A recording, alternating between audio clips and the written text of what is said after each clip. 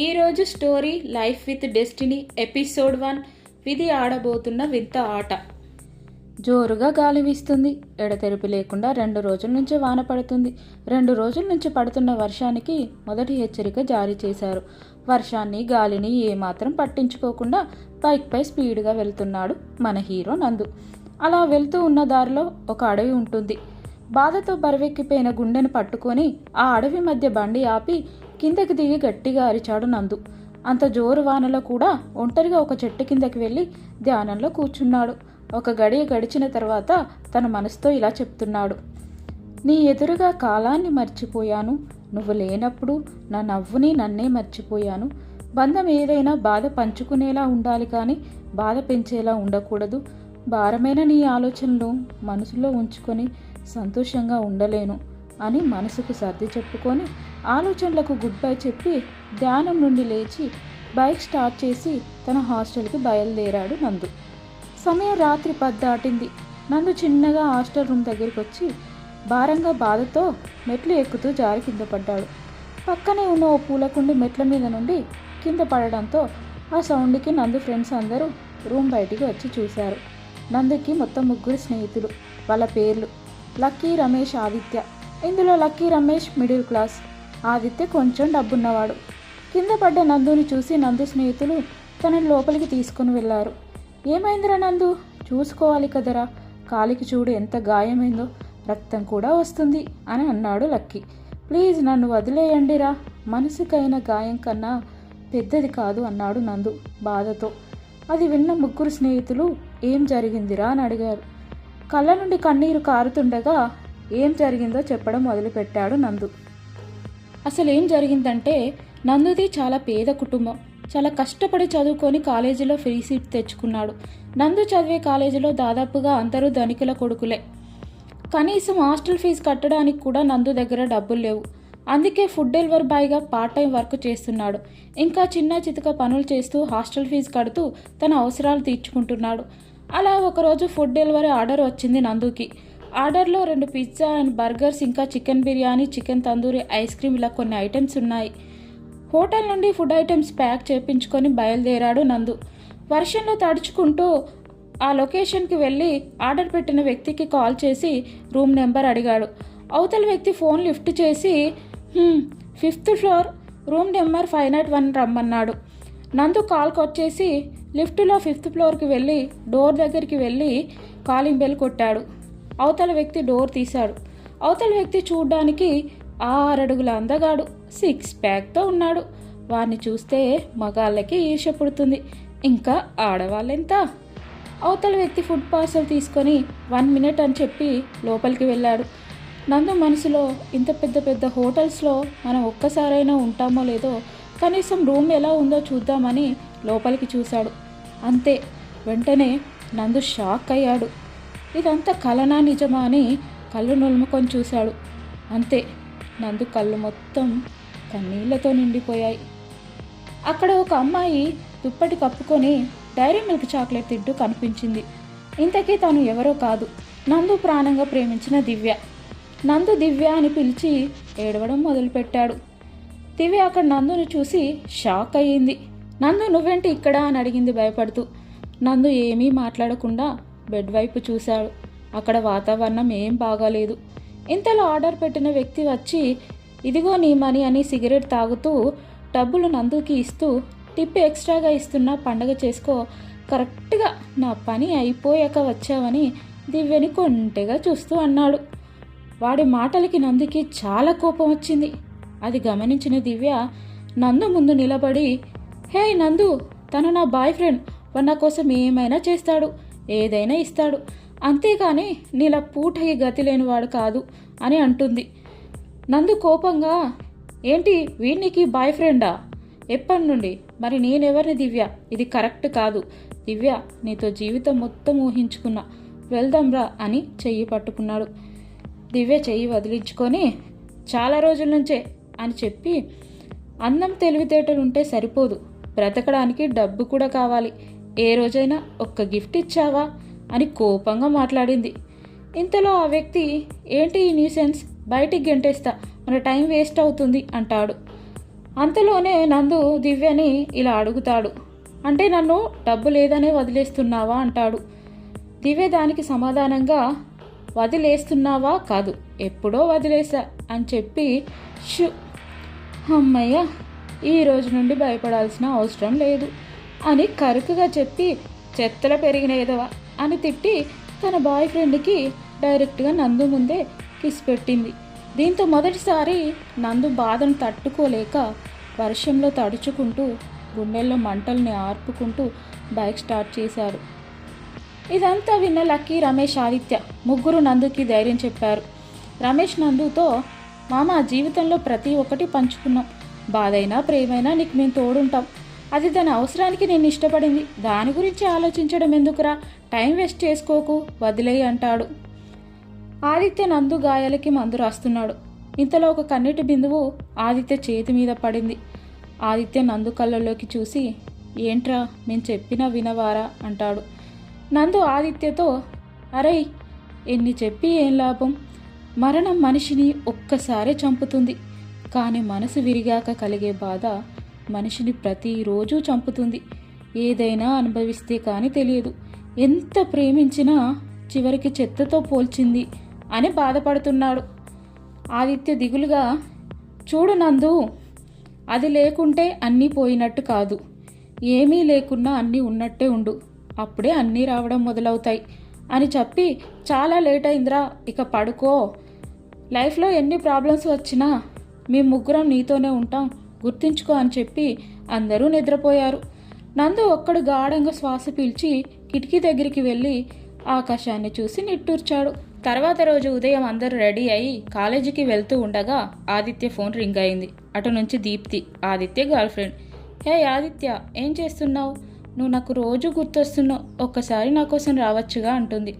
దానికి ఆదిత్య, దీప్తి ఈరోజు కాలేజ్ ఉంది, ఇంకో రోజు వస్తా అంటాడు. అది విన్న దీప్తి, నిన్ను కలవక చాలా రోజులు అవుతుంది బేబీ, రావచ్చు కానీ చాలా నైస్గా అడిగింది. దానికి ఆదిత్య, సరే బంగారం, నువ్వు పిలిచాక రాకుండా ఉంటానా, సాయంత్రం కలుద్దామని కాల్ కట్ చేస్తాడు. ఆదిత్య వాళ్ళ ఫ్రెండ్స్తో, అరే దీప్తి రమ్మంటుంది, అందరం కలిసి వెళ్దాంరా, అలా బయటికి వెళ్తే నందుకి కూడా కొంచెం రిలీఫ్గా ఉంటుంది అంటాడు. ఫ్రెండ్స్ కూడా సరే అంటారు. అప్పుడు రమేష్, అరే సుజిత్ని కూడా పిలుద్దామన్నాడు. ఆదిత్య సరే అన్నాడు. సుజిత్ వీళ్ళందరికీ కొంచెం పరిచయం ఉన్న స్నేహితుడు. చూస్తుండగానే సమయం 6:30 అయింది. వైట్ షర్ట్లో ఆదిత్య కేఫ్లోకి ఎంట్రీ ఇచ్చాడు. దీప్తి ఆదిత్యను చూసి, హే ఆదిత్య అని హగ్ చేసుకుంది. తర్వాత ఆదిత్య దివ్య చెయ్యి పట్టుకున్నాడు. దీప్తి ఆదిత్యతో, థ్యాంక్స్ బేబీ, పిలవగానే వచ్చినందుకు. దాంతో ఆదిత్య, బంగారం నీ కోసం కాకపోతే ఇంకా ఎవరి కోసం, నా జీవితం నీ కోసం, నా ప్రాణాలైనా ఇస్తా అని తన కళ్ళల్లోకి చూశాడు. అలా ఆదిత్య చూస్తుంటే దీప్తి బుగ్గలు ఎర్రబడ్డాయి. కళ్ళు కలిసిపోయి లోకాన్ని మర్చిపోయారు. ఇద్దరు ఒకరినొకరు హక్ చేసుకున్నారు. ఇదంతా గమనిస్తున్న ఆదిత్య ఫ్రెండ్స్, రే ఆదిత్య ఏంటిది, ఇక్కడికి కాఫీ తాగడానికి రావాలి కానీ రొమాన్స్ చేయడానికి కాదు అని వాళ్ళిద్దరు హక్ చేసుకోవడం చూసి అన్నారు. రే ఆగండిరా అని ఆదిత్య ఫ్రెండ్స్ దిక్కు చూశాడు. అరే నందు, ఆదిత్య కళ్ళల్లోకి చూడరా ఎలా ఉన్నాడు, కరువులో ఉన్న పిల్లల్లా చూస్తున్నాడు అని అంటాడు లక్కీ. అందరూ ఆదిత్యపై జోక్స్ వేసుకొని కొద్దిసేపు నవ్వుకున్న తర్వాత ఒక టేబుల్ దగ్గరికి వెళ్ళి అందరూ కూర్చుంటారు. దీప్తికి ఆదిత్య ఫ్రెండ్స్ ఎవ్వరూ నచ్చరు, ఎందుకంటే వాళ్ళు మధ్యతరగతి పేదవాళ్ళు. ఆదిత్యకి ఎన్నిసార్లు చెప్పినా ఫ్రెండ్స్ని ఏమన్నా అంటే మాత్రం అస్సలు ఊరుకోడు, ఏమన్నా అంటే తిడతాడు, అసలు ఒక్క మాట కూడా అననివ్వడు. అన్నది గర్ల్ ఫ్రెండ్ అయినా సరే ఊరుకోడు. అందుకే దీప్తి గాఢంగా నిట్టూర్చి శ్వాస తీసుకుంది. అయినా ఆదిత్య ముందు ఇప్పుడు బ్యాడ్ అవడం ఎందుకని సైలెంట్గా మనసులో, వీడు ఒంటరిగా రాక ఈ ఎదవలందరినీ వెంట పెట్టుకొని వచ్చాడు అని అనుకుంది. నందు మాత్రం దీప్తి దిక్కు చూసి నార్మల్గా నవ్వాడు. దీప్తి కూడా కష్టంగా నవ్వింది. అంతలోనే వెయిటర్ వచ్చి ఆర్డర్ తీసుకొని వెళ్ళాడు. దీప్తికి ఆదిత్యతో ఒంటరిగా మాట్లాడాలని ఉంది. వీళ్ళందరినీ చూసి కోపం ఎక్కువగా వస్తుంది. వెయిటర్ ఆర్డర్ తీసుకొని వచ్చాడు. దీప్తి వెయిటర్తో, వెయిటర్ లవర్స్ కోసం సపరేట్ టేబుల్స్ లేవా, ఏ అడ్డమైన ఎదవా రాకూడదు, ఫ్రీగా పిలిస్తే రోడ్డు మీద కుక్కలు కూడా వచ్చి తింటాయి అని అంటుంది. అది విన్న ఆదిత్య ఫ్రెండ్స్కి దీప్తి మాటలు ఇబ్బందిగా అనిపించాయి. ఇక్కడ ఉండడం కరెక్ట్ కాదు అనుకున్నారు. ఆదిత్య ఫ్రెండ్స్ ఆదిత్యతో, అరే ఆదిత్య, మాకు కొంచెం వర్క్ ఉంది, హాస్టల్లో కలుద్దామని లేచి నిల్చున్నారు. అయ్యో మీరెందుకు లేచారు, కూర్చోండి. ఆదిత్య మళ్ళీ ఫీల్ అవుతాడు. మిమ్మల్ని కాదు నేను అన్నది, కాఫీ తాగండి అందరూ అంటుంది వెట్టకారంగా. దాంతో ఆదిత్య ఫ్రెండ్స్, పర్లేదు దీప్తి, మీరు మాట్లాడుకోండి, ఎప్పుడైనా మళ్ళీ కలుద్దామని చెప్పి మనిషిని తాను వేసుకునే దుస్తులు బట్టే విలువ ఇస్తారేమో అనుకొని బాధతో బయటికి కదిలారు. లక్కీ, రమేష్ సుజిత్ని వెళ్ళమని నందు ఒక్కడే రాత్రి చీకట్లో నక్షత్రాలను చూస్తూ నడుచుకుంటూ వెళ్తున్నాడు. దూరంగా అక్కడ కొంతమంది స్టూడెంట్స్ ఐస్ క్రీమ్ తింటున్నారు. నందు అక్కడికి దివ్యను చాలాసార్లు తీసుకొచ్చాడు. ఐస్ క్రీమ్ తిని కబుర్లు చెప్పుకునేవాళ్ళు. కాలేజ్ నుండి వచ్చి వర్క్ చేసి నైట్ ఎప్పుడు రమ్మన్నా వచ్చి టైం స్పెండ్ చేసేవాడు దివ్యతో. అడుగడుగున దివ్య జ్ఞాపకాలతో ముందుకు వెళ్తున్నాడు నందు. సడన్గా ఆకాశంలో నక్షత్రాలు మాయమై చినుకులు స్టార్ట్ అయ్యాయి. నందు మనసు చాలా మంచిది, అందుకే దివ్య ఎంత మోసం చేసినా కూడా ఏమనకుండా మొత్తం బాధను తనే అనుభవిస్తున్నాడు. ఆ వర్షంతో తన బాధని పంచుకున్నాడు. ఆఖరిసారి తనతో మాట్లాడితే బాగుండు అనుకున్నాడు, కానీ వద్దని మనసుకు సర్ది చెప్పుకున్నాడు. అలా ముందుకు నడుస్తూ ఉండగా దూరంగా ఎవరో కనిపించారు. చుట్టుపక్కల ఎవ్వరూ లేరు, మొత్తం నిర్మానుష్యంగా ఉంది. దాంతో నందు అబ్జర్వ్ చేసి చూశాడు. అక్కడ ఒక ముసుగు వ్యక్తి తన బెల్ట్ నుంచి కత్తి తీశాడు. వెంటనే నందుకి తగిలేలా విసిరాడు. నందు అది గమనించుకొని అప్రమత్తమయ్యి పక్కకి జరగడంతో చిన్న గాయమయ్యి పక్కకు కింద పడ్డాడు. లేచి చూస్తే అక్కడ ఎవరు లేరు. ముసుగు వ్యక్తి వేగంగా నందు ముందుకు వచ్చాడు. నందుకి ఆశ్చర్యం వేసింది. ఎవరు మీరు, ఎందుకు నాపై దాడి చేస్తున్నారు అని అడిగాడు. దాంతో ముసుగు వ్యక్తి, నేనెవరో నీకు అవసరం లేదు అని అంటుంది. తన మాట వినేదాకా దాడి చేసింది అబ్బాయి అనుకున్నాడు, కానీ గొంతు అమ్మాయిది. తననే గమనిస్తున్నాడు నందు. ఆ అమ్మాయికి 2 చేతుల నిండా టాటూలు ఉన్నాయి. చూడడానికి చాలా భయంకరంగా ఉంది. ఆ మహిళ నందుని, ఏంటి విధవా అలా చూస్తున్నావు, నచ్చానా ఏంటి అని ఒక్క నవ్వు నవ్వి వెనక్కి నెట్టేసింది. వెంటనే ఇంకో వ్యక్తి నందుని వెనక నుండి పట్టుకున్నాడు. ఎవరనుకుని నన్ను పట్టుకున్నారు, నన్ను వదలండి అని నందు అరుస్తున్నాడు. నందు 2 చేతులు వెనక్కి మలిచి గట్టిగా పట్టుకున్నాడు ఒక ముసుగు వ్యక్తి. ముసుగు వేసుకున్న మహిళ వాళ్ళ గ్యాంగ్లో ఒక వ్యక్తితో, వీడి ఫోన్తో పాటు పర్సు తీయండి అని చెప్పింది. ఆ ముసుగు వ్యక్తి పర్సు తీసి, వీడి మొహం, వీడు బిచ్చగాడి కన్నా హీనంగా ఉన్నాడు అని ఖాళీ పర్సు చూపిస్తూ అన్నాడు. ఆ మహిళ, ఛీ, టైం అంతా వేస్ట్, సెల్ తీసుకొని వాడిని చంపేయండి అంటుంది. వెంటనే ముసుగు మనిషి నందు మెడపై పట్టుకొని కడుపులో కత్తితో పొడవబోయాడు. కానీ నందు పక్కకి తప్పుకున్నాడు. ఇంతలో ఇంకో వ్యక్తి నందు తలపై రాడ్తో కొట్టాడు. నందు కళ్ళు మొత్తం బైర్లు కమ్మి రక్తం కారుతుంది. స్పృహ తప్పుతున్నాడు. అప్పుడు అందరు నందుని కింద పడేసి కడుపులో గట్టిగా తంతున్నారు. నందు అరుస్తూ పూర్తిగా స్పృహ కోల్పోయాడు. ఆ లేడీ, ఇంకా చాలు ఆపండి, చచ్చిన పాముని ఇంకా ఏం చంపుతారు, తీసుకెళ్లి నదిలో పడేయండి అని చెప్తుంది. వాళ్ళు నందుని పైకి లేపి తీసుకుని వెళ్తూ ఉండగా ఆ లేడీ నందు ఫోన్ చూసి, వీడు అనాథలా ఉన్నాడు, చూస్తుంటే ఫోన్లో నెంబర్స్ కూడా ఎక్కువ లేవు, అనాథ నా కొడుకు, పడేయండి అంటుంది. నందు రక్తం దారి పొడవున కారుతుంది. దానికి ఆ ముసుగు మనుషులు నవ్వుకుంటూ నందుని నది ఒడ్డున విసిరేశారు. అక్కడ ఒక బండరాయి తగిలి నందు పెదవి చీలింది. నిర్మానుష్యంగా చీకటి, రాళ్ళు, బురద, పాకురుతో నిండి ఉన్న ప్రదేశం అది. కీటకాలు అరుస్తున్నాయి. ఆ సమయంలో నందు దగ్గరికి ఒక నాగుపాము వస్తుంది. తన కాలు మీద నుండి పైకి పాకుతూ తన వీపు మీద నిలబడి పడగ విప్పింది. ఆ సమయంలో నదిలో ఒక బుడగల సౌండ్ వస్తుంది. నీళ్లు అన్నీ బుడగలుగా మారి పైకి వస్తున్నాయి. ఆ పాము నందు మీద నుంచి పక్కకు తిరిగి బుసకొట్టి నదిలోకి దిగింది. నదిలో ఒక మహర్షి ధ్యానం చేస్తూ కూర్చున్నాడు. పాము మహర్షి దగ్గరికి వెళ్తుంది. మహర్షి ధ్యానంలో మునిగిపోయాడు. పాము మహర్షి ముందుకు వెళ్ళి పడగ విప్పి చూస్తూ తన వడిలో నుండి చుట్టుకుంటూ మహర్షి మెడ చుట్టుకొని ముఖం ముందుకు వచ్చి తన నాలుక బయట పెట్టింది. దాంతో మహర్షి నదిలో నుండి పైకి లేచాడు. చేతి నిండా నీళ్లు తీసుకొని ఓంకార జపం చేస్తూ చెరువు నుండి నందు వైపు నడిచాడు. నందు దగ్గరికి వచ్చి కళ్ళు తెరిచి చూశాడు. ఏవేవో మంత్రాలు చదివి చివరికి, ఏ చేయి కర్మలు ఆచరిస్తుందో ఆ చేయే ఫలితాలు అనుభవిస్తుంది అని అన్నాడు. నందు తల మీద చేయి పెట్టి మంత్రాలు చదువుతున్నాడు.